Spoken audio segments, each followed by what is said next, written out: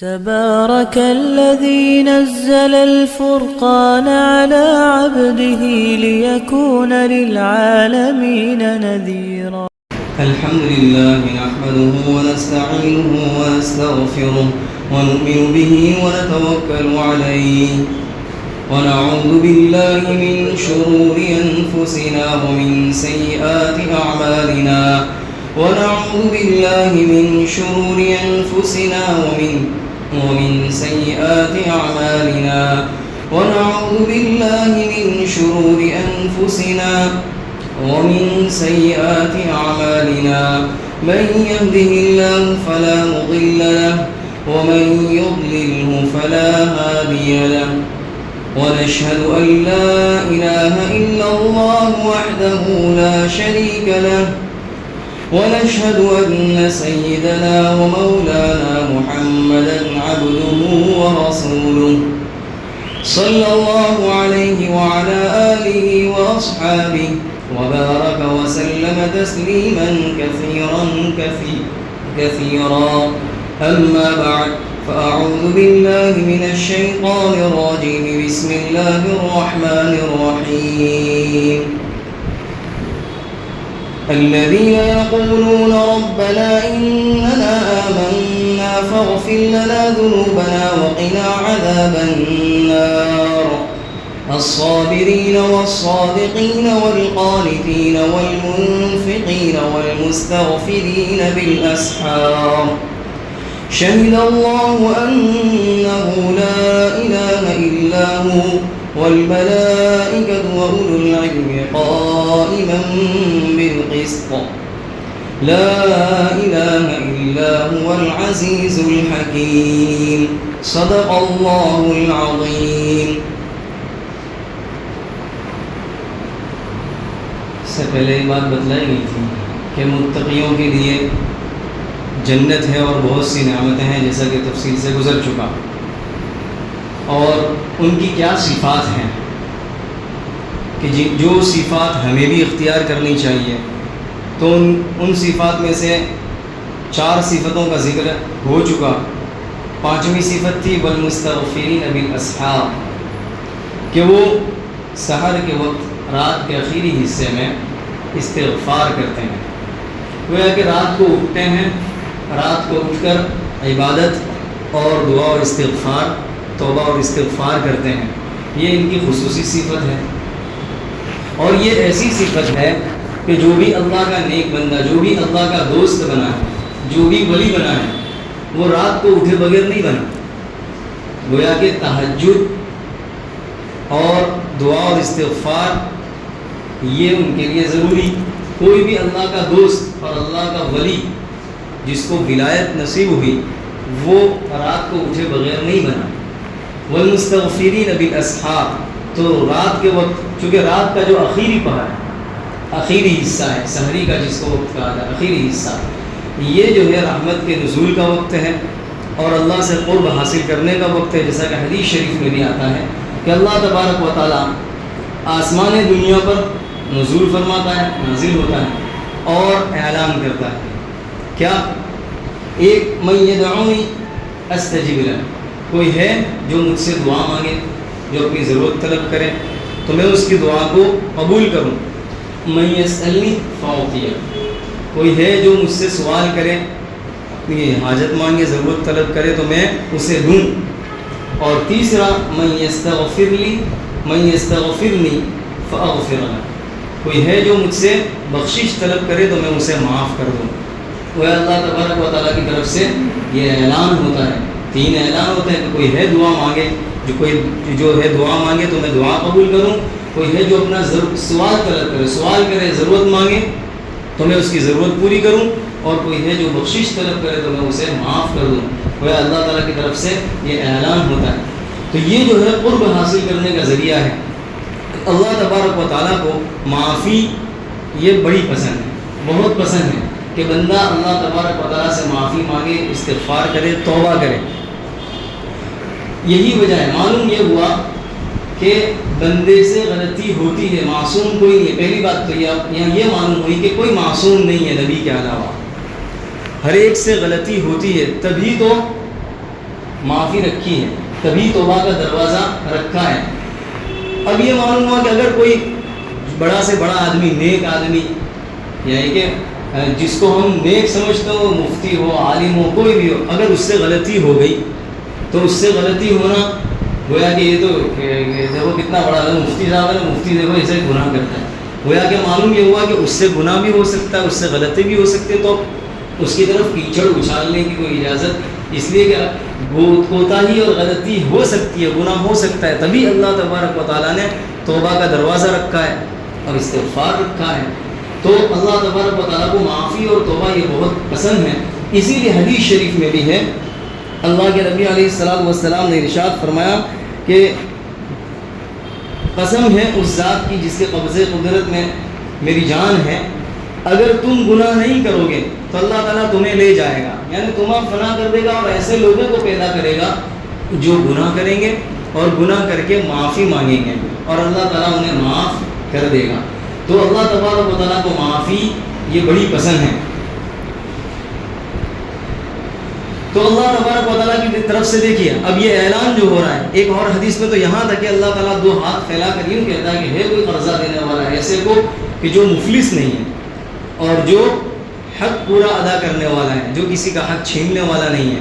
اب تعجب کی تو بات یہ ہے کہ اللہ تبارک و تعالیٰ تو دینے کے لیے بیٹھا ہی ہے، وہ تو اعلان کر رہا ہے، وہ تو بہانے تلاش کر رہا ہے، لیکن لینے والا ہی کوئی موجود نہیں ہے۔ آج ہم دیکھ لیں اپنا جو ماحول ہے، رات کو لیٹ سونے کا اور لیٹ اٹھنے کا، 12 بجے 1 بجے رات کو دیر تک جاگتے ہیں، کتنے لوگ ہیں جو 4 بجے تک 5 بجے تک جاگتے ہیں، صبح کی اذان تک جاگتے ہیں اور پھر گھر جا کے سو جاتے ہیں، نماز پڑھنے تک کی توفیق نہیں ہوتی۔ آج نوجوانوں کا جو عالم ہے، آج آپ دیکھ لیں رکشہ بھری پڑی ہوئی گی، پب جی کھیلیں گے، پتہ نہیں کیا سے کیا، اور گپ شپ، اور اسی میں پوری رات گزر جاتی ہے، اور پھر صبح کی نماز تک بھی ہو یا تو نہیں ہوتی، اکثر تو وہ نماز ہی نہیں ہوتی، اور پھر 12 1 بجے 2 بجے یہ ہمارے اٹھنے کا وقت ہے۔ اللہ تبارک و تعالیٰ ادھر تو مانگنے کی دعوت دے رہا ہے، پکار رہا ہے، آسمان دنیا پر نزول فرما رہا ہے، اور ہمارا حال یہ کہ ہم سوئے ہوئے ہوتے ہیں یا کہ ہم رات کو لیٹ سوتے ہیں۔ اب دیکھیے آج ہم جو پریشانی کے عالم میں، ہم جو مصیبت میں ہیں، ہم جس تکلیف میں بھی ہوں، چونکہ ہم نے اب اللہ تبارک و تعالیٰ سے مانگنے کا ایک مزاج ہی نہیں بنایا، نتیجہ ہے کہ اور مزید پریشان۔ اللہ تبارک و تعالیٰ کہہ رہا ہے کوئی مانگنے والا، ہے کوئی اپنی ضرورت پوری طلب کرنے والا تو وہ دے، لیکن ہم جو ہیں بجائے اللہ سے مانگنے کے، ہماری جو عادت پڑ چکی ہے، ہمارا جو مزاج بن چکا ہے، سب سے پہلے مخلوق پر نگاہ جاتی ہے کہ یہاں سے پیسہ آئے گا، یہاں سے کام ہوگا، نتیجہ یہ ہوتا ہے کہ وہاں سے بھی کام نہیں ہوتا، اس لیے کہ دل تو اللہ کے قبضے میں ہے، جس سے انسان امید رکھتا ہے اللہ تعالیٰ اس کی امیدوں کو پانی کر دیتا ہے۔ اس لیے انسان کو چاہیے کہ وہ اللہ تبارک و تعالیٰ ہی سے مانگے اور رات کو اٹھنے کا معمول بنائے، تہجد کا معمول بنائے، اور اللہ تبارک و تعالیٰ سے گڑ گڑانے کا اور آہوزاری کا معمول بنائے۔ اللہ تبارک و تعالیٰ مجھے سب سے پہلے عمل کی توفیق عطا فرمائے۔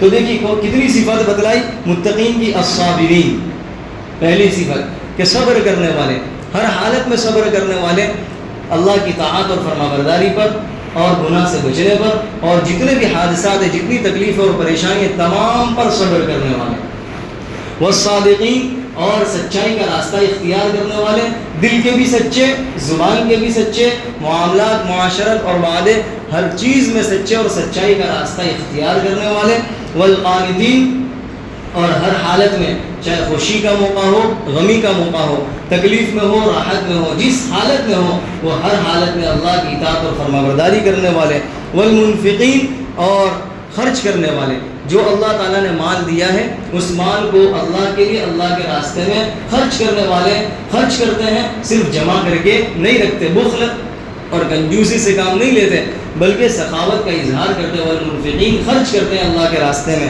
والمستغفرین بالاسحار، اور یہ آخری جو صفت بتلائی کہ رات کے آخری حصے میں وہ اللہ تعالیٰ سے استغفار کرتے ہیں۔ اب دیکھیے یہ جو صفات بتلائی ہے، اب سن لینے سے آج رات سے یا ابھی سے عمل میں آ جائے ایسا تو ہو نہیں سکتا، جیسا کہ سن لی کہ یہ صفات ہیں ان متقیوں کی، اب ہمیں اختیار کرنی ہے، تو اب کیسے اختیار کریں گے؟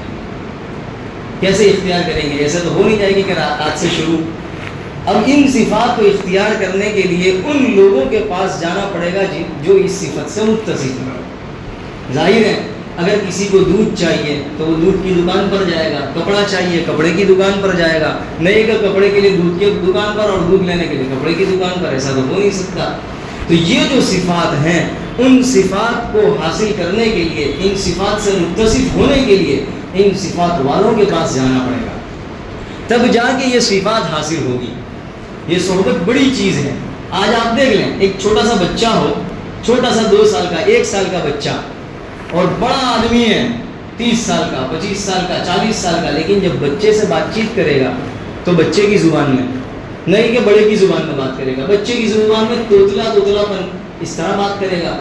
اب دیکھیے بچے کا اثر دیکھیے کہ اس بچے کی بچپنے نے اس پر یہ اثر ڈالا کہ یہ اس کی زبان میں بولنے پر مجبور ہے۔ یہ کس نے مجبور کیا؟ اسی بچے کی صحبت نے۔ اسی طرح آپ دیکھ لیں اگر کوئی جانور پالتا ہو تو وہ اس قبیلے میں جائے گا تو وہاں کی جو بدبو ہوگی وہ لے کر اپنے ساتھ آئے گا۔ اگر عطر کی دکان پر جائے گا تو چاہے عطر نہ خریدے لیکن وہ باہر آئے گا تو خوشبو لے کر آئے گا۔ غرضی کی صحبت کا اس بہت بڑا اثر ہے کہ جو آدمی جس کے ساتھ رہتا ہے اس کا اثر وہ اپنے اندر لے ہی لیتا ہے۔ تو یہ بہت بڑی چیز ہے کہ یہ جو صفات والے لوگ ہیں ان صفات والوں کے پاس جانا ہوگا۔ اسی لیے اللہ نے قرآن کریم میں فرمایا یا ایھا الذین آمنوا اتقوا اللہ، کہ ایمان والو تم تقوی اختیار کرو، پرہیزگاری اپناؤ۔ اب ظاہر ہے کہ پرہیزگاری کہاں سے آئے گی، تقوی کہاں سے آئے گا، اللہ کا خوف دل میں کہاں سے آئے گا؟ تو اسی کو اللہ نے آگے فرمایا وَكُونُوا مَعَ الصَّادِقِينَ، ایسے لوگوں کے ساتھ رہنا ہوگا تب یہ تقوی آئے گا، تب یہ ساری صفات آئے گی، تب یہ سب چیزیں ہوں گی۔ آپ دیکھ لیں کوئی انجینئر بنتا ہے یا کوئی ڈاکٹر بنتا ہے تو ڈاکٹر بننے کے بعد اس کو دواخانہ کھولنے کی اجازت نہیں ہوتی، اس کو ڈگری اور وہ جو سند ملتی ہے پکی دواخانہ آپ اسی کو کھول سکتے ہیں، جبکہ آپ سول میں بی ایس میں بڑی اسپتال ہوتی ہے اور بڑی اسپتال میں جو بڑے بڑے ڈاکٹرز ہوتے ہیں ان کے پاس 2 سال انہیں رہنا ہوتا ہے تاکہ وہ یہ کام سیکھیں، ورنہ یہ اگر آپریشن کرے گا تو پھر موچی کی طرح سیے گا، موچی کی طرح کام کرتا ہو جائے گا۔ تو اسے 2 سال لگانے پڑتے ہیں اس بڑے ڈاکٹرز کے پاس تاکہ اسے یہ پتہ چلے کہ مجھے کس طرح کام کرنا ہے پریکٹیکلی۔ ہر لائن کے اندر آپ دیکھ لیں کوئی لائن ایسی نہیں ہے کہ جسے پڑھنے سے آ جائے، ہر لائن کے اختیار کرنے کے لیے، ہر علم حاصل کرنے کے لیے اس علم والے کے پاس جانا ہی پڑتا ہے۔ دنیا کا بھی یہ اصول ہے، تو یہاں پر آخرت یہاں دین کے اندر بھی یہی اصول ہے کہ روحانی پاور بنانے کے لیے، روح کو مضبوط بنانے کے لیے روح والوں کے پاس جانا پڑتا ہے، جسم بنانے کے لیے، اور جسم ٹھیک رہے، تندرستی رہے اور انسان زندہ رہے، اس کے لیے کھانا پینا اور اس طرح کی ضروریات استعمال کرتا ہے، وہ ان والوں کے پاس جاتا ہے، جم میں جاتا ہے آج کل۔ تو غرضی کہ یہ جو روح ہے، اس روح جو مضبوط ہو جائے اور یہ اس کا تعلق اللہ سے قریب ہو جائے اور اللہ سے مضبوط ہو جائے، اس کے لیے ان روح والوں کے پاس اور ان ایمانی پاور والوں کے پاس اور ان صفات والوں کے پاس جانا ہوگا، جب جا کے یہ صفات آئے گی۔ الغرض اللہ تبارک و تعالیٰ مجھے اور آپ کو اس پر عمل کی توفیق عطا فرمائے۔ آگے فرمایا شہید اللہ انہ لا الہ الا ہو، کہ اللہ تبارک و تعالیٰ بھی گواہی دیتا ہے کہ اس کے علاوہ کوئی معبود نہیں۔ دیکھیے شروع میں جو سورہ آل عمران جب شروع ہوئی تھی تو اس وقت خطاب تھا نجران کے جو نصارہ، اسی طرف خطاب تھا، انہی کو خطاب تھا کہ نجران کے نصارہ جو حضور صلی اللہ علیہ وسلم کی خدمت میں آئے تھے بحث و مباحثے کے لیے، اور یہ اس لیے آئے تھے تاکہ وہ اپنا جو مذہب ہے عیسائی وہ اس سلسلے میں بحث و مباحثہ کرے اور اپنا دین سچا ہے اس سلسلے میں گفتگو کرے، بات چیت کرے، جیسا کہ تفصیل سے بتلایا جا چکا۔ تو نجران کا جو وفد آیا تھا نصارہ کا، اسی کی طرف رخ تھا، اور پھر ان کا جو عقیدہ تھا اور ان کے جو اعتراضات تھے نبی علیہ الصلوۃ والسلام نے اس کے جوابات بھی دیے تھے۔ تو بہترین پیرائے میں ان کا جو عقیدہ تھا حضرت عیسیٰ کو وہ معبود مانتے تھے اور اللہ کا بیٹا مانتے تھے، تو اس کو باطل بھی کیا ان کے اس عقیدے کو، اور بہترین پیرائے میں انہیں توحید کی طرف بھی دعوت دی گئی کہ تم اللہ تعالیٰ کو ایک مانو، اس کی طرف بھی بلایا گیا۔ پھر درمیان کے اندر ان چیزوں کا ذکر کیا جن چیزوں کی محبت میں مبتلا ہو کر انسان گمراہ ہو جاتا ہے، حق کو حق جاننے کے باوجود، جیسا کہ واقعہ گزرا نجران کے نصارہ کا جو وفد آیا تھا تو اس میں ابو حارثہ تھا۔ ابو حارثہ کے خچر کو جب ٹکر لگی تو اس کا جو بھائی تھا قرز، اس نے یہی کہا تعیست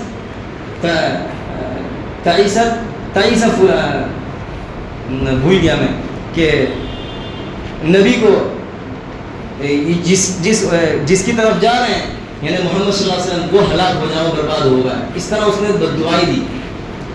تو ابو حارثہ جو تھا یہ بڑا پادری تھا، ان کا مشہور پادری تھا، تو اس نے کیا کہا اپنے بھائی سے تعیست کہ وہ نہیں، تیری ماں ہلاک و برباد ہو گیا، کہ اپنی ماں کو اس نے ہلاکت کی بد دعا دی. تو وہ بھی حیران ہوا، اس نے پوچھا کہ تو ایسا کیوں کہہ رہا ہے، میں تو ان کیوں بد دعا دے رہا ہوں، تو اپنی ماں ہی کو بد دعا دے رہا ہے. تو وہ کہنے لگا کہ وہ جو نبی ہے وہ تو برحق ہیں، وہ آخر الزماں ہے، نبی آخر الزماں ہے اور وہ برحق ہیں. تو پھر کہنے لگا پھر اس پر ایمان کیوں نہیں لے آتے، پھر ان سے بحث و مباحثہ کیوں کر دو، پھر نصارہ پر نصرانیت پر کیوں جمع ہوئے، عیسائیت پر کیوں اڑے ہوئے، پھر اسلام قبول کیوں نہیں کر لیتے اور نبی کو نبی کیوں نہیں مان لیتے. تو اس نے جواب میں کیا کہا، یہی کہا کہ ہمیں جو مال و دولت مل رہا ہے اور ہم جس عہدے پر ہیں اور ہمیں جو اقتدار اور جو عزت، یہ ساری جو چیزیں ملی ہوئی ہے وہ اسی لیے کہ ہم نصرانیت اختیار کیے ہوئے ہیں، عیسائیت اختیار کیے ہوئے ہیں. اگر ہم عیسائیت چھوڑ دیں اور ایمان پر آ جائے تو یہ سارا کا سارا ختم ہو جائے، یہ عہدہ، یہ منصب، یہ مال و دولت اور یہ عزت سب ختم ہو جائے. تو یہ ان ساری چیزوں کو اللہ نے بتلایا، مال، دولت اور عیش و عشرت کے سامان، کہ ان کی جو محبت ہے، جائز محبت تک تو ٹھیک ہے، لیکن جو ناجائز آگے حد سے آگے بڑھ کر محبت کرنے لگ جائے ان چیزوں سے تو پھر اس کے نتیجے میں گمراہی میں مبتلا ہو جاتا ہے. تو ان چیزوں کو شمار بتلایا. پھر اس کے بعد اللہ تبارک و تعالیٰ نے مومنین اور متقین کی صفات کو بتلایا، اور صرف صفات کو بتلانے کے بعد پھر جو اصل مضمون تھا توحید کا، پھر اسی کو دوبارہ اسی مضمون کو یہاں پر چلایا گیا. تو فرمایا شہید اللہ انہ لا الہ الا ہو، کہ اللہ تبارک و تعالیٰ بھی گواہی دیتا ہے کہ اس کے علاوہ کوئی معبود نہیں ہے، وہی معبود ہے. گویا تمہیں اللہ تبارک و تعالیٰ کو ایک ماننے میں کیا شک ہے اور کیا تردد ہے، تم کیوں اللہ تبارک و تعالیٰ کو ایک نہیں مان رہے ہو، حالانکہ شروع سے لے کر یعنی جس وقت دنیا قائم کی گئی حضرت آدم علیہ السلام سے لے کر اس وقت سے لے کر آج تک اللہ تعالیٰ نے تمام کتابیں، جتنی کتابیں نازل کی ہے تمام میں یہ مضمون ہے. اور وما ارسلنا من قبلک من رسول الا نوحی الیہ انہ لا الہ الا انا فاعبدون، اور جتنے بھی پیغمبر اور نبی اور رسول نازل کیے، مبعوث کیے، سب کو یہی چیز لے کر بھیجا کہ وہ بھی اسی چیز کی دعوت دے کہ اللہ کے علاوہ کوئی معبود نہیں ہے. گویا کہ وہ بھی توحید کو لے کر آئے. آج جیسا کہ یہ چل رہا ہے نا کہ 1400 سال پہلے اسلام آیا اور توحید، جیسا کہ ایسا نہیں ہے. اسلام تو شروع سے، جس وقت حضرت آدم علیہ السلام آئے اسی وقت سے اسلام ہے. گویا کہ ایسا نہیں کہ 1400 سال بس یہ تو 1400 سال سے ابھی آیا ہے اسلام، اور پہلے تو اسلام نہیں تھا، جیسا کہ بہت سے لوگ اسی چیز کو پھیلا رہے ہیں ہندوتو کے نام سے کہ یہ ہندوتو پرانا ہے اور اسلام تو ابھی نیا ہے، 1400 سال پرانا ہے، وہ 1400 سال ہی سے ہوئے ہیں. حالانکہ ایسا نہیں ہے. حضرت آدم علیہ السلام سے لے کر یہ اس چیز کی دعوت تو اس وقت سے چلی آ رہی ہے، اس وقت سے پہلا مسلمان بھی وہ اور اخیری، جس وقت ایک کلمہ کہنے والا بھی مسلمان باقی نہیں رہے گا، اللہ کا نام لینے والا باقی نہیں رہے گا، دنیا ختم ہو جائے گی. گویا دنیا کا جو بقا ہے وہ صرف ایمان والے پر ہے. اگر ایمان والا ختم تو دنیا بھی ختم ہو جائے گی، یہ ساری چیزیں ختم ہو جائے گی. تو اللہ تعالیٰ نے فرمایا شروع سے ہے وما ارسلنا من قبلک من رسول الا نوحی الیہ انہ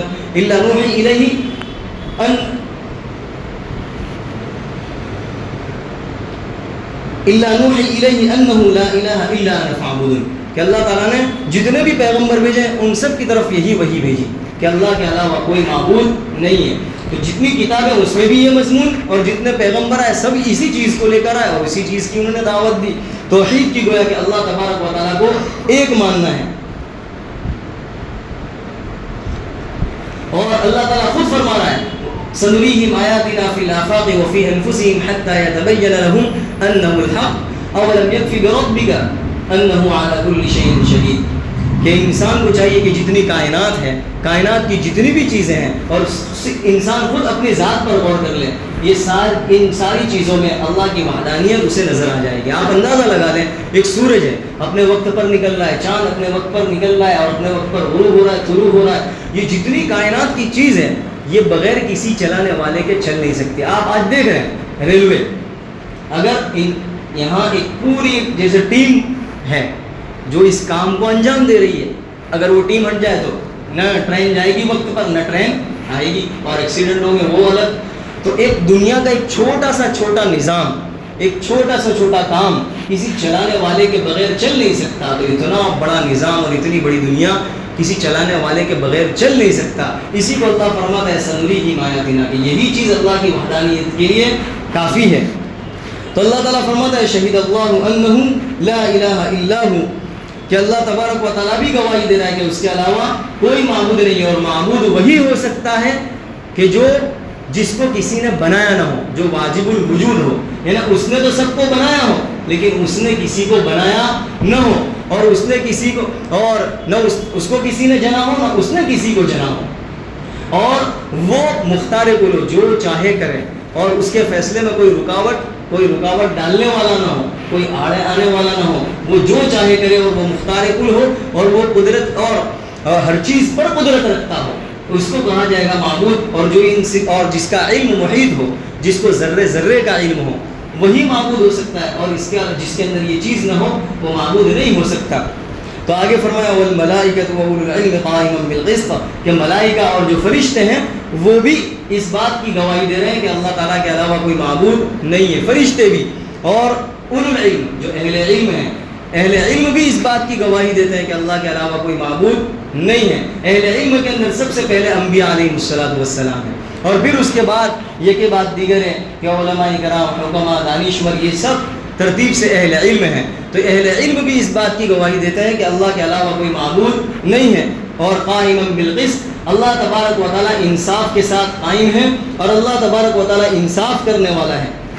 وہ اللہ تعالیٰ کے یہاں ظلم نہیں ہے، زیادتی نہیں ہے. اس کے یہاں ہر چیز انصاف کے ساتھ، انصاف کے دائرے میں ہے. ہر چیز، اس کا قول، اس کا فعل، ہر چیز انصاف کے دائرے میں. اللہ کے یہاں ظلم اور زیادتی نہیں ہے. اور اہل علم ہے وہ بھی انصاف کے ساتھ قائم ہے. انہیں بھی اس چیز کا حکم دیا گیا کہ وہ بھی انصاف دنیا میں قائم کریں، انصاف کے ساتھ. اب ظاہر ہے جب اہل علم اگر انصاف کے ساتھ قائم ہوں گے تو وہ بھی یہی کہیں گے لا الہ الا هو العزیز الحکیم، کہ اللہ کے علاوہ کوئی معبود نہیں ہے اور وہ بڑا زبردست ہے اور حکمت والا ہے. اب دیکھیے، انصاف قائم کرنے کے لیے دو چیزیں ضروری ہیں. دو چیزوں میں سے پہلی چیز کہ وہ جو انصاف قائم کرنے والا ہے وہ بڑا زبردست ہو، یعنی اس کا جو فیصلہ ہو، اس کے فیصلے کو روکنے والا، رکاوٹ ڈالنے والا کوئی نہ ہو. اور وہ ایسا ہو کہ کوئی اس سے انتقام نہ لے سکے، کوئی اس سے بدلہ نہ لے سکے. وہ ایسا زبردست ہو، العزیز، اسی کو کہا العزیز، کہ وہ زبردست ہو، کوئی اس کے مقابل کا نہ ہو. اور وہ جو فیصلہ کر لے، وہ جو چاہ لے، اس کے چاہنے پر کوئی رکاوٹ ڈالنے والا نہ ہو. اور دوسری جو چیز ہے کہ وہ جو فیصلہ کرے اس کا فیصلہ بھی حکیمانہ ہو، اور کوئی حکم بے موقع نہ دے. تو اللہ تبارک و تعالیٰ کے اندر یہ دونوں چیزیں ہیں کہ وہ عزیز بھی ہے، وہ زبردست ہے، وہ طاقت والا ہے، قدرت والا ہے. اس کے جیسا، اس کے مقابل کا کوئی نہیں ہے. اور وہ جو فیصلہ کر لے اس کے فیصلے کو روکنے والا کوئی نہیں ہے. اور اسی طرح اللہ تعالیٰ حکیم بھی ہے، حکمت والا بھی ہے، کہ اس کا ہر فیصلہ، اس کا ہر کام حکمت کے مطابق ہے. کوئی بھی فیصلہ، کوئی حکم حکمت کے خلاف نہیں ہے. یہ دونوں چیز اس کے اندر ہے. اسی کو فرمایا لا الہ الا هو العزیز الحکیم، کہ وہ عزیز بھی اور حکیم بھی ہے. اگلی آیت میں اللہ تبارک و تعالیٰ نے اسلام کی اور ایمان کی حقانیت کو بتلایا ہے. ان الدین عند اللہ الاسلام، کہ بے شک جو دین ہے اللہ کے نزدیک وہ اسلام ہے. گویا کہ یہاں پر یہ بات بتلا دی گئی کہ مشرکین عرب، اسی طرح نصارہ، یہود اور مجوسی، یہ جتنے بھی گروہ ہیں، وہ یہ سب دعویٰ کرتے تھے مشرکین عرب کہ ہم جس دین پر قائم ہیں وہ دین سچا ہے، اور یہی دین ہمیں نجات کے لیے کافی ہے. یہود و نصارہ وہ تو اور غلو کرتے تھے کہ ہمارا جو دین ہے وہی برحق ہے، اور باقی جتنے ادیان ہیں، جتنے مذہب ہیں، سب غلط ہیں، نجات کے لیے بس یہی دین کافی ہے. یہود و نصارہ کا بھی یہی کہنا تھا، ان کا بھی یہی دعویٰ تھا. تو اللہ تبارک و تعالیٰ نے یہاں پر فرما دیا ان الدین عند اللہ الاسلام، کہ دین جو ہے اللہ کے نزدیک وہ اسلام ہی ہے. اب دیکھیے، اسلام میں نے جیسے کہ پہلے بھی بتلایا کہ اسلام شروع سے ہے. حضرت آدم علیہ السلام سے لے کر حضرت نبی علیہ السلام تک، اس میں کسی کا بھی اختلاف نہیں ہے. اسلام ایک ہی رہا، یعنی اللہ تبارک و تعالیٰ کو ماننا اور اللہ ایک ہے اس چیز کو ماننا، یہ چیز شروع سے لے کے اخیر تک رہی ہے۔ ہاں اب دوسری چیز یہ ہے کہ شریعت مختلف ہوئی ہے۔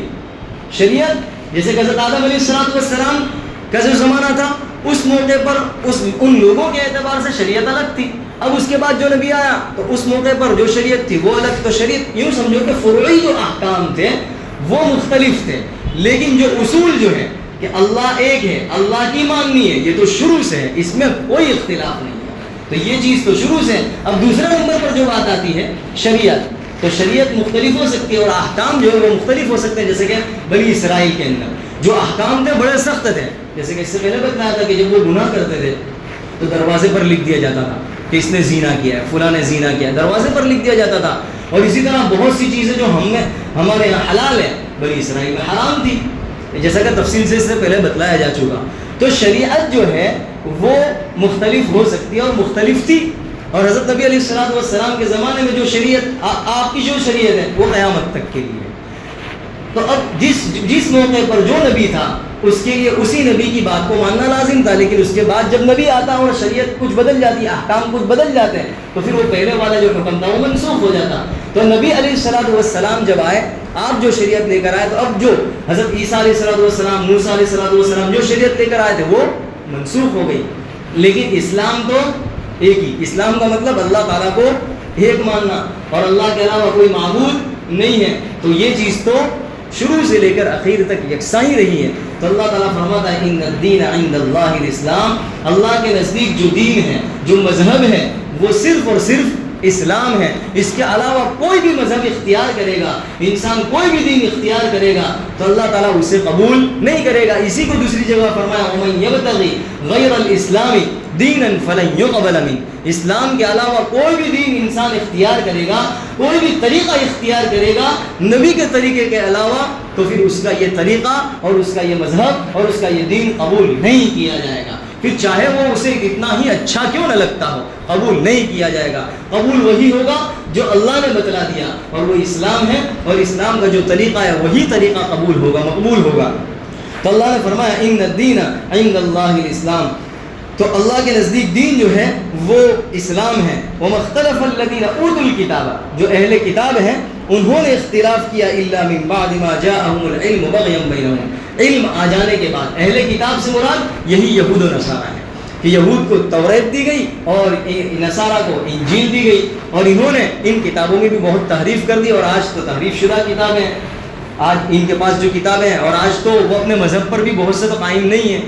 غرض یہ کہ یہود و نصارہ انہیں اہل کتاب کہا جاتا ہے کہ انہیں کتاب دی گئی، تو یہ جانتے تھے، انہوں نے اختلاف کیا، یہ لوگ جانتے تھے کہ یہ جو نبی علیہ السلام یہ آخری نبی ہے، اس کے بعد کوئی نبی نہیں آئے گا، اور ان کی جو علامات اور جو نشانیاں اور جو اوصاف اللہ نے تورات میں اور انجیل میں بیان کیے گئے، یہ انہیں ان سے بخوبی واقف تھے اور جانتے تھے کہ تورات یہ وہی نبی ہیں جس کی پیشین گوئی اور جس کی جو صفات ہے وہ صفات تورات اور انجیل میں بتلا دی گئی، یہ وہی نبی ہے، جانتے تھے۔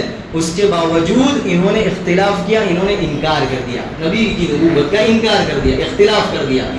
تو اللہ نے اسی کو فرمایا وَمَا اخْتَلَفَ الَّذِينَ أُوتُوا الْكِتَابَ إِلَّا مِن بَعْدِ مَا جَاءَهُمُ الْعِلْمُ۔ اب یہ انہوں نے کیوں انکار کر دیا، انہوں نے کیوں اختلاف کیا، اس کی کیا وجہ ہے، اس کو پہلے پارے میں بھی بتلا دیا گیا اور یہاں پر بھی اس کی وجہ بتلائی بغیم بینہم۔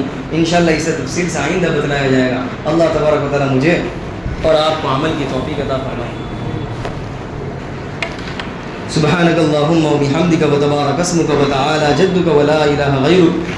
اللهم صل على سيدنا ومولانا محمد كما صليت على سيدنا ومولانا محمد كما باركت على إبراهيم وعلى آل إبراهيم إنك حميد مجيد اللهم بارك على محمد وعلى آل محمد كما باركت على إبراهيم وعلى آل إبراهيم إنك حميد مجيد۔ اے اللہ ہمارے گناہوں کو معاف فرما، اے اللہ یقیناً ہم گنہگار ہیں، خطا کار ہیں، قصوروار ہیں، اے اللہ تو ہماری راتوں کو بھی خوب جانتا ہے، ہمارے دن کیسے گزرتے ہیں اس کو بھی خوب جانتا ہے، اے اللہ رات دن تیرے سامنے ہے، اے اللہ ہم بڑے نافرمان ہیں، اے اللہ اس کے باوجود تو ہمیں نبھائے ہوئے ہے، اے اللہ اس کے باوجود تو ہمیں نعمتوں سے نواز رہا ہے، اے اللہ تو نے خوب نعمتیں عطا فرمائی، اے اللہ تو نے کبھی ہمیں بھوکا نہیں سلایا، اے اللہ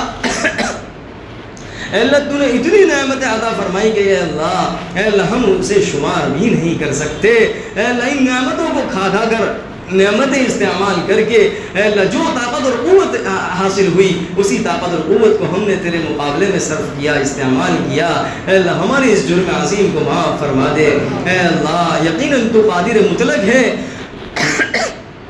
اے اللہ تو جو چاہے کر سکتا ہے. اے اللہ جس وقت ہماری آنکھ گناہ کر رہی تھی, تیری نہ سونے والی آنکھ دیکھ رہی تھی, اے اللہ تو چاہتا تو اے اللہ اسی وقت سزا دے سکتا تھا, اور سزا میں اے اللہ تو آنکھ کی بینائی کو چھین سکتا تھا. اے اللہ تو ہمارے ہاتھ کے گناہ, اے اللہ جس وقت ہم ہاتھ سے گناہ کر رہے تھے, زبان سے گناہ کر رہے تھے, اے اللہ جس عضو سے گناہ کر رہے تھے تو خوب جانتا تھا. اے اللہ یہ تو حلیم اور بردبار ہے. اے اللہ تو خوب معاف کرنے والا ہے. اے اللہ تو حلم, اے اللہ حلیم ہے. اے اللہ تیری اے اللہ تو عفو درگزر کرنے والا ہے. تو اے اللہ فضل و کرم کرنے والا ہے. اے اللہ تیرے اسی فضل و کرم نے ہمیں بچائے رکھا. اے اللہ ہم محفوظ رہے, ورنہ اے اللہ تو اسی وقت سزا میں مبتلا کر سکتا تھا. یہ تیرے اللہ تو نے مزید کرم یہ کیا, اے اللہ لوگوں سے ہمارے گناہوں کو چھپائے رکھا. اے اللہ کسی کو اے اللہ ہمارے گھر والوں سے چھپائے رکھا, بیوی بچوں سے اللہ چھپائے رکھا. اے اللہ اگر ان کے سامنے ہمارے گناہ کھل جاتے, اے اللہ ہمارا بیٹھنا, ان کے ساتھ بیٹھنا اے اللہ ناگزیر ہو جاتا. اے اللہ تو نے اتنا مزید کرم کیا. اے اللہ اے اللہ تو ہمیں اپنا فرما بردار بنا دے. اے اللہ اطاعت اور فرما برداری کرنے والا بنا دے. اے اللہ یقیناً ہمارے اس قدر گناہ ہیں, انہی گناہوں کی وجہ سے آج ہم پریشان ہیں. اے اللہ چاروں طرف تکلیف اور پریشانیوں کے شکار ہیں. اے اللہ یقیناً ہمارے گناہوں کی نحوست ہے. اے اللہ ہمیں تیری طرف لپکنے کی, تیری طرف رجوع کرنے کی, اے اللہ تیرے سامنے گڑ گڑانے کی اور تیرے سامنے سجدہ کرنے کی, تیرے سامنے ماتھا ٹیکنے کی ہمیں توفیق عطا فرما. اے اللہ ہمیں توفیق عطا فرما. اے اللہ مختلف جگہ پر اے اللہ میوات میں اور اے اللہ مختلف جگہوں پر مختلف گاؤں میں مسلمان پریشان ہیں. اے اللہ تیرے سامنے ہیں, تیرے علم میں ہیں, تو خوب جانتا ہے کہ کس کے ساتھ کیا کیا جا رہا ہے. اے اللہ تیرے علم سے کوئی چیز باہر نہیں, اور جو کچھ بھی ہوتا ہے تیرے ارادے کے بغیر کچھ نہیں ہوتا, تیری مشیت کے بغیر کچھ نہیں ہوتا. اے اللہ تو جب بیماری دیتا ہے تو اے اللہ بیماری دینے کے بعد اے اللہ شفا بھی تیرے ہاتھ میں ہے. اے اللہ شفا بھی تیرے قبضے قدرت میں ہے. اے اللہ جب تو تکلیف میں مبتلا کرتا ہے, پریشانی میں مبتلا کرتا ہے, اے اللہ پریشانی میں مبتلا کر کے پریشانیوں سے باہر نکالنا بھی تیرے قبضے میں ہے. حضرت یونس علیہ السلام کو مچھلی کے پیٹ میں رکھا. اے اللہ پھر مچھلی کے پیٹ سے اے اللہ تو نے ہی اے اللہ عافیت کے ساتھ زندہ صحیح سالم باہر نکالا. اے اللہ تو نے ہی حضرت یوسف علیہ السلام کو کنویں میں ڈال دیا. اے اللہ کنویں میں ڈال کر اے اللہ باہر نکال کر بادشاہ بھی تو نے ہی بنایا. اے اللہ ایسے بے شمار نبی جو تکلیف میں اور پریشانی کے شکار ہوئے, ان تکلیف اور پریشانی کے بعد تو نہیں ہے اللہ نجات تو نہیں عطا فرمائی. اے اللہ ہم بھی پریشانی کے عالم میں ہیں. اے اللہ تکلیف اے اللہ چاروں طرف مسلمان پریشان ہیں. تیرے علم ہے, تیرے علم میں ہے, اے اللہ تیرے ارادے میں ہے, اور تیرے ارادے کے بغیر کچھ نہیں ہو سکتا. اے اللہ ہم تجھ ہی سے مانگ رہے ہیں, تجھ ہی سے مدد طلب کر رہے ہیں. اے اللہ تیرے علاوہ کوئی ہمارا مددگار نہیں ہے, تیرے علاوہ کوئی پرسان حال نہیں ہے. اے اللہ صرف تو ہی پرسان حال ہے. اے اللہ تو ہی مددگار ہے. اے اللہ اگر تو بھی روٹھ گیا تو اے اللہ ہمارا کوئی نہیں. اے اللہ ہمارا تو تیرا علاوہ کوئی نہیں ہے. اے اللہ تو وہ رب ہے کہ بندہ 100 مرتبہ نافرمانی کرے, 100 مرتبہ تیرے احکام کو توڑ دے, اے اللہ تب بھی وہ اے اللہ تجھ سے لپک جائے اور تیری طرف آنے لگے اور تجھ سے توبہ اور استغفار کر لے, دل سے توبہ اور استغفار کر لے, تو اے اللہ تو اس کے سارے گناہوں کو محو کر دیتا ہے. اللہ سارے گناہوں کو مٹا دیتا ہے, اپنے سے قریب کر لیتا ہے. اے اللہ ہم بھی تجھ سے معافی مانگتے ہیں. اے اللہ ہم بھی تجھ سے توبہ کرتے ہیں. اے اللہ ساری امت محمدیہ کے گناہوں کو معاف فرما کر اے اللہ فضل و کرم کا معاملہ فرما, رحم کا معاملہ فرما, عفو درگزر کا معاملہ فرما. اے اللہ عفو درگزر کا معاملہ فرما. اے اللہ جو مسلمان پریشان حال ہیں اے اللہ ان کی پریشانیوں کو اے اللہ دور فرما، اے اللہ جن کے گھروں پر اور دکانوں پر بلڈوزر پھرا دیے گئے ہیں، اے اللہ ان کے گھروں کو دوبارہ قائم فرما، اے اللہ ان کی چھتوں کو دوبارہ قائم فرما، پہلے سے بہتر عطا فرما، اے اللہ پہلے سے بہتر عطا فرما، چین سکون کی زندگی عطا فرما، اے اللہ ہمت اور حوصلہ عطا فرما، اے اللہ بزدلی سے ہماری حفاظت فرما، اے اللہ بزدلی سے حفاظت فرما، اے اللہ ہر مسلمان کو ہمت اور حوصلہ عطا فرما، شجاعت اور بہادری عطا فرما، اے اللہ شجاعت اور بہادری عطا فرما، اے اللہ شجاعت اور بہادری عطا فرما، اے اللہ بزدلی کی موت سے پوری پوری حفاظت فرما، اے اللہ بزدلی کی موت سے حفاظت فرما، اے اللہ اے اللہ اے اللہ تیرا نام لے کر مرنے کی توفیق عطا فرما، اے اللہ اس دنیا سے جائیں اے اللہ اس حالت میں جائیں کہ ہماری زبان پر تیرا اے کلمہ طیبہ جاری ہو، اے اللہ کلمہ طیبہ جاری ہو، ہم تجھ سے راضی ہوں تو ہم سے راضی ہو، اس حالت میں ہمیں موت عطا فرما، اس حالت میں ہمیں موت عطا فرما، اے اللہ جو کچھ مانگا عطا فرما، جو مانگنے سے رہ گیا اپنی شان عطا فرما، ربنا تقبل منا إنك أنت السميع العليم وتب علينا إنك أنت التواب الرحيم وصلى الله على النبي الكريم سبحان ربك رب العزة عما يصفون وسلام على المرسلين والحمد لله رب العالمين برحمتك يا أرحم الراحمين.